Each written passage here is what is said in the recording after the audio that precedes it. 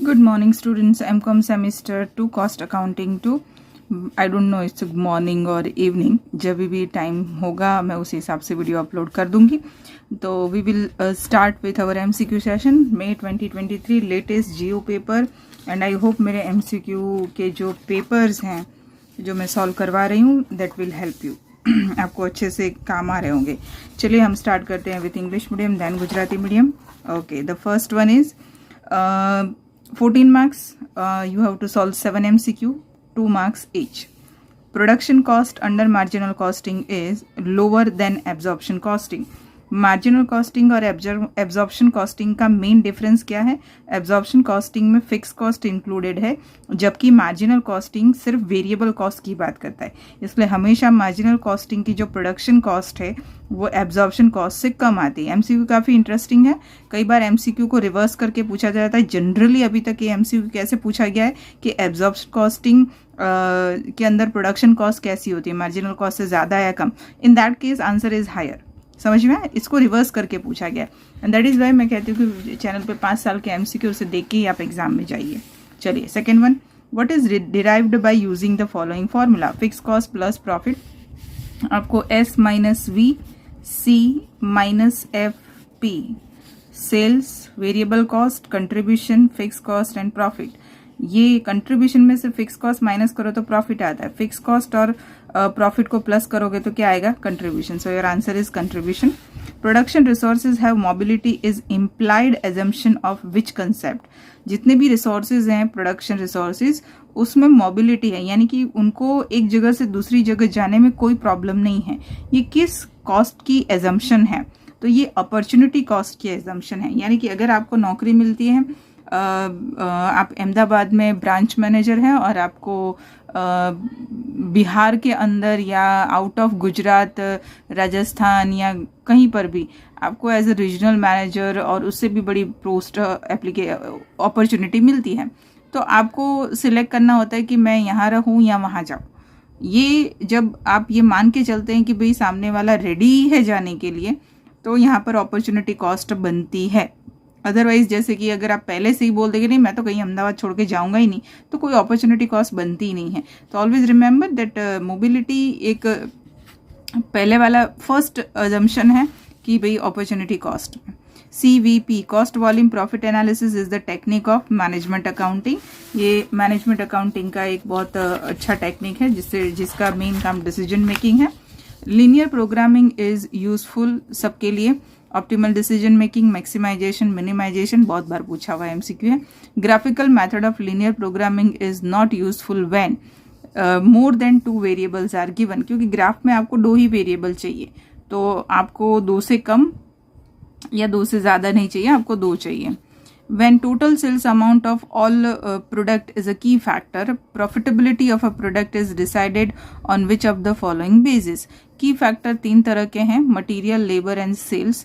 जब मटीरियल, तीनों के एमसीक्यू पूछे हुए हैं. इससे पहले जितने भी पेपर उसमें मटीरियल और लेबर का यहाँ पर एज ए की फैक्टर पूछा गया है. ये 23 में ही सेल्स का पूछा गया है. और जब आप मटेरियल की बात करें तो किलोग्राम, और जब आप लेबर की बात करें तो पर आवर. बट जब आप सेल्स की बात करें then your answer is PV ratio. The cost which has been incurred in the past and which is irrecoverable at this stage is sunk cost.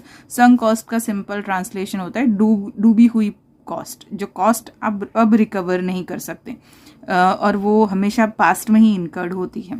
Just in time JIT has been developed by Toyota company of Japan in 1950. कई बार country पूछा गया होता है, कई बार year पूछा गया होता है. Which is a software system which is also known as a close loop system. MRP2, manufacture resourcing planning 2. Theory जब आप लर्न करेंगे तब ये MCQ आपको आएंगे, ये वाले, right. Target costing is based on market price of the product. ये MCQ में कई बार नन ऑफ दिस आंसर भी है जब आपके ऑप्शन में मार्केट प्राइस नहीं होता. At which stage of product life cycle do sales and profit both increasing rapidly? Product life cycle ऐसा होता है. इस तरह से होता है आपका product life cycle and this is considered as a maturity stage या it is a maturity stage और ये आपका ग्रोथ स्टेज है जहाँ पर आप यूं बढ़ रहे हैं और यहाँ पर क्या होता है यहाँ पर आपको सेल्स और प्रॉफिट दोनों बहुत फास्ट इंक्रीजिंग होता है ये आपका स्टेबल पॉइंट है दोनों हाईएस्ट है लेकिन इंक्रीज रैपिडली नहीं है ये यहाँ पर वो स्टैग्नेंट हो गए यहाँ पर वो डिक्लाइन होते हैं and this is your introduction stage यहाँ पर धीरे धीरे स्लोली एंड ग्रेजुअली बढ़ा but this is a rapid that word is कि both increasing rapidly that is on a growth stage so your answer is C okay so that's it in English medium explanation के साथ MCQ है इसलिए आपको थोड़ा ज़्यादा समझ में आएगा चलिए अब बात करते हैं गुजराती मीडियम की चलो Gujarati medium the first MCQ सीमांत પડતર પદ્ધતિમાં ઉત્પાદનની પડતર એ સમાવેશી પડતર કરતાં ઓછી હોય છે કારણ કે સીમાંત પડતરમાં માત્ર વેરિયેબલ એટલે કે ચલિત ખર્ચા હોય જ્યારે સમાવેશી પડતરમાં ચલિત અને સ્થિર બંને હોય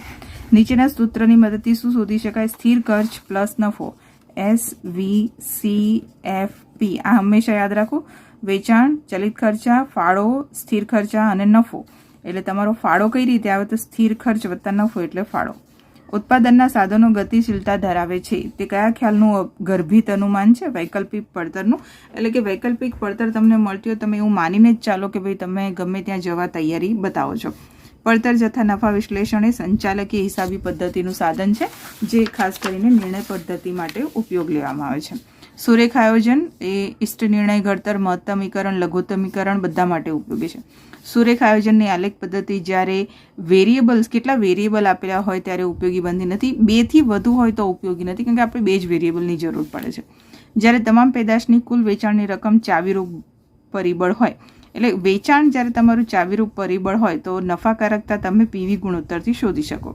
જે ખર્ચ ભૂતકાળમાં થઈ ગયો છે ને આ તબક્કે વસૂલ થઈ શકે તેમ નથી તેને ડૂબેલી પડતર કહે છે જરૂરી સમય જીતનો ખ્યાલ 1950માં જાપાનની ટોયોટા કંપનીએ વસાવ્યો ઘણીવાર જાપાનને પૂછે છે ઘણીવાર વર્ષ પૂછે છે 1950 ઘણીવાર કંપની પૂછે ટોયોટો અત્યારે બધું પૂછી લીધું છે આ કયું સોફ્ટવેર સિસ્ટમ છે જેને બંધ ગાળાની પદ્ધતિ ક્લોઝ લૂપ સિસ્ટમ તરીકે ઓળખાય છે MRP2 ઉત્પાદન સાધનોનું આયોજન 2 આ થિયરી વાંચશો એટલે આવડશે લક્ષ્યાંક પડતર આધારિત એ પેદાશની બજાર કિંમત એટલે કે માર્કેટ પ્રાઇસ પર આધારિત છે પેદાશ જીવન ચક્રના કયા તબક્કામાં વેચાણ નફો બંને ઝડપથી વધે છે તો એ વિકાસના તબક્કામાં જ્યારે વર્ડ યુઝ કર્યો હોય ઝડપથી વધે છે તો તમારું જે આ જે પેદાશ જીવન ચક્ર પ્રોડક્ટ લાઈફ સાયકલ છે એમાં આ ભાગ જે છે પરિપક્વતાનો આવે આ બી વાળો આ જે ભાગ આવે એ સી વિકાસના તબક્કાનો આવે આ એ પ્રવેશનો તબક્કો અને આ છેલ્લું ડી ડિક્લાઇનિંગ એટલે કે ઘટતું જતું